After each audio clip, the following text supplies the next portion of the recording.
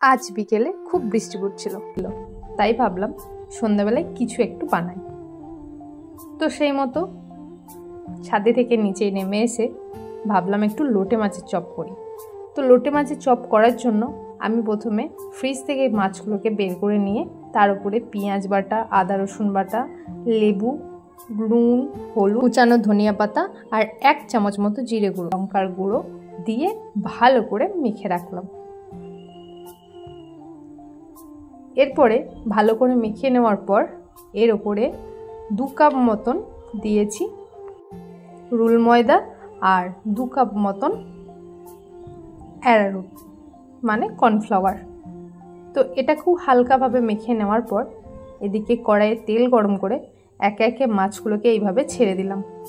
তোমরা কিভাবে লোটে মাছের চপ করো আমাকে অবশ্যই কমেন্ট করে জানিও, কিন্তু আমার কাছে এটা সবথেকে সহজ পদ্ধতি বলে মনে হয়, তাই আমি এইভাবে সহজভাবে করলাম এবং তাড়াতাড়িও হয়। আর একটা জিনিস লক্ষ্য রাখতে হবে, তেলটা যেন একদম গরম হয়। লোটে মাছ এমনিতেই খুব নরম, তাই তেলটা গরম থাকলে কিন্তু একটা মাছও ভাঙার চান্স নেই। দেখো সব মাছগুলো গোটা গোটা আছে আর খেতেও কিন্তু দুর্দান্ত ছিল।